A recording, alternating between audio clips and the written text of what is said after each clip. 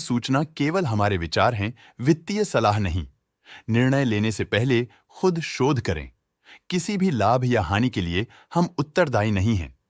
आज हम देख रहे हैं मार्क्संस फार्मा लिमिटेड के 2025-26 Q1 की standalone financial performance. Starting with the sales, पिछले क्वार्टर से सेल्स में 7% का इंक्रीज हुआ है, मगर कंपनी ने पिछले साल के मुकाबले 25.5% का सेल्स इंक्रीज रिपोर्ट किया। Expenses 0.5% quarter on quarter increase हो गए हैं, जो साल भर के 17% के राइज के साथ अलाइन करता है। क्वार्टरली एक्सपेंसेस के कंपैरिजन में सेल्स इंक्रीज होना दिखाता है कंपनी ने अच्छा परफॉर्म किया। ईयरली कंपैरिजन दिखाता है कि कंपनी ने इस साल अपनी परफॉर्मेंस में सुधार किया है।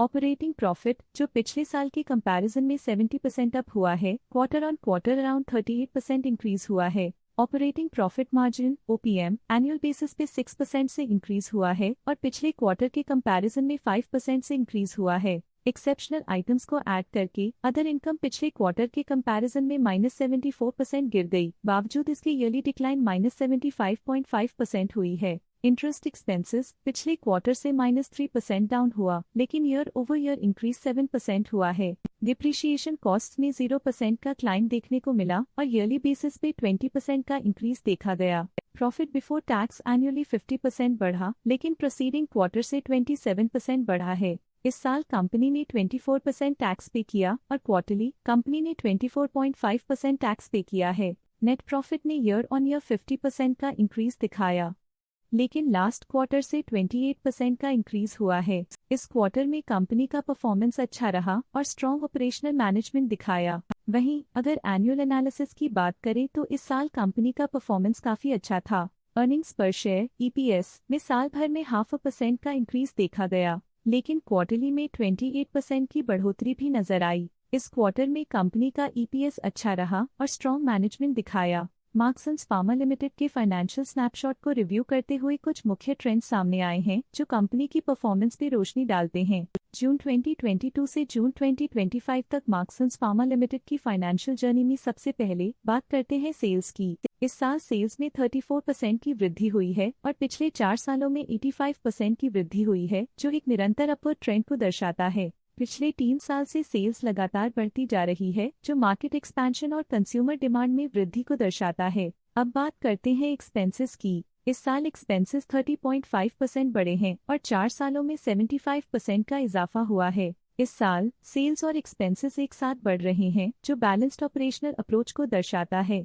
ऑपरेटिंग प्रॉफिट का सफर स्टेडली ऊपर चढ़ रहा है, इस साल 51% की बढ़ोतरी के साथ और पिछले 4 सालों में लगभग 1.5 गुना का नोटिसेबल राइज हुआ है। पिछले 3 साल से ऑपरेटिंग प्रॉफिट लगातार बढ़ रहा है, जो कॉस्ट मैनेजमेंट और ऑपरेशनल कुशलता को दर्शाता है। नेट प्रॉफिट का सफर ऊपर की ओर चल पड़ा है, इस साल 68% की चढ़ाई के साथ पिछले 4 सालों में 116.5% की शानदार वृद्धि हुई है। पिछले साल की सेटबैक के बाद नेट प्रॉफिट में सुधार हुआ है, जो मार्केट ऑपरेशंस में संभव रिकवरी और अडेप्टेबिलिटी को दर्शाता है। इस साल EPS ने ऊंचाइयों को छुआ है 36.5% की वृद्धि के साथ, जो पिछले 4 सालों में 63% की मजबूत वृद्धि पर आधारित है। पिछले साल की गिरावट के बाद इस साल EPS में वापसी हुई है, जो एक सफल फाइनेंशियल टर्नअराउंड को दर्शाता है। चलिए अब बात करते हैं शेयर होल्डिंग पैटर्न की। मार्क्संस फार्मा की शेयर होल्डिंग रिपोर्ट्स कुछ इस प्रकार की हैं, जो अननोन 2025 के तक चलता है। ये रिपोर्ट कंपनी के शेयर्स की डिटेल्ड जानकारी देता है, जिसमें promoters, promoter groups, foreign investors, public investors और सरकारी एंटिटीज शामिल हैं। पब्लिक द्वारा हेल्ड शेयर्स का परसेंटेज 29.37% से इंक्रीज होकर 2025 के में 30.75% तक का इंक्रीज से देखा गया। ये चेंजेस स्टेट है कि पब्लिक की इन्वेस्टमेंट कंपनी में क्वार्टर टू क्वार्टर इंक्रीज हुई है। जब कंपनी के शेयर्स का अधिकतम हिस्सा प्रमोटर्स, FII, DII या गवर्नमेंट के पास होता है, तब ये माना जाता है कि कंपनी मजबूत हाथों में है, जो स्थिरता और मजबूत समर्थन को दर्शाता है और इस मार्केट की स्थिरता बनी रहती है। DII, डोमेस्टिक इंस्टीट्यूशनल इन्वेस्टर्स, ने अपना शेयर होल्डिंग 2025 में 4.56% से 2025 में 5.5% तक इंक्रीज किया। ये बताता है कि डोमेस्टिक इंस्टीट्यूशंस ने कंपनी में अपना इंटरेस्ट 0.94% तक इंक्रीज किया है। फॉरेन इंस्टीट्यूशनल इन्वेस्टर्स की शेयर होल्डिंग में थोड़ा डिक्रीज आया 2025 के से 2025 के में, जो दिखाता है कि फॉरेन इंस्टीट्यूशंस ने अपने स्टेक को क्वार्टर टू क्वार्टर -2.32 से डिक्रीज किया है, जिसे पता चलता है कि उन्होंने अपनी इन्वेस्टमेंट्स को पुल बैक किया है। ये था कंपनी का करंट शेयर होल्डिंग पैटर्न। आइए देखते हैं इस क्वार्टर के FII डील्स ने बाजार को किस तरह प्रभावित किया है। 11 जून 2025 को city group global market Singapore private limited ने 4 लाख शेयर्स खरीद लिए 249.95 रुपीस पर यूनिट के हिसाब से, जिसका टोटल 10 करोड़ था। 11 जून 2025 को सोसाइटी जेनरल ने 9.2 लाख शेयर्स इन्वेस्ट किया 249.95 रुपीस पर यूनिट के हिसाब से, जिसका टोटल 23 करोड़ था। तो ये थी इस क्वार्टर की कुछ सर्वाधिक चर्चित FII डील्स जो दिखाती है बाजार के नए रुझान। इस सेगमेंट में हम आपको ले चलते हैं इस क्वार्टर के कुछ विशेष DII डील्स की ओर। 28 जुलाई 2025 को यूनिफाई कैपिटल प्राइवेट लिमिटेड ने 72.4 लाख शेयर्स अपने पोर्टफोलियो में शामिल किए 231.5 रुपीस पर यूनिट के हिसाब से, जिसका टोटल था 167.6 करोड़।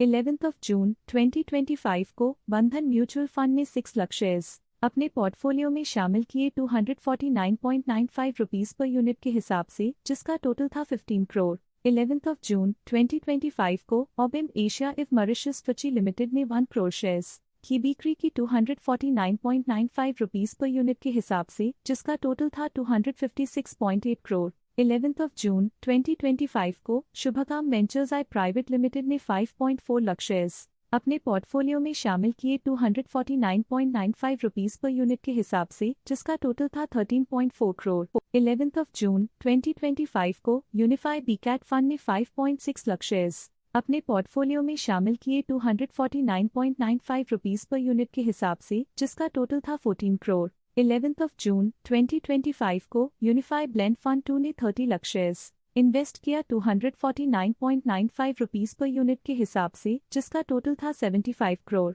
11 जून 2025 को यूनिफाई कैपिटल प्राइवेट लिमिटेड ने 5.9 लाख शेयर्स खरीदे 249.95 रुपीस पर यूनिट के हिसाब से, जिसका टोटल था 14.8 करोड़। इन सभी ट्रांजैक्शन से हमें समझ में आता है कि किस तरह की इन्वेस्टमेंट्स ने इस क्वार्टर में प्रभाव डाला है। चलिए देखते हैं कुछ इंटरेस्टिंग म्यूचुअल फंड डील्स जो हाल ही में कंप्लीट हुई। 11 जून 2025 को बंधन म्यूचुअल फंड ने 6 लाख शेयर्स खरीद लिए 249.95 रुपीस पर यूनिट के हिसाब से, जिसका टोटल 15 करोड़ था। 11 जून 2025 को ऊटी म्यूचुअल फंड ने 4.1 लाख शेयर्स अपने पोर्टफोलियो में शामिल किए 249.95 रुपीस पर यूनिट के हिसाब से, जिसका टोटल 10.4 करोड़ था। उम्मीद करते हैं कि इस क्वार्टर के म्यूचुअल फंड डील्स का ये विश्लेषण आपको पसंद आया होगा और उपयोगी लगा होगा।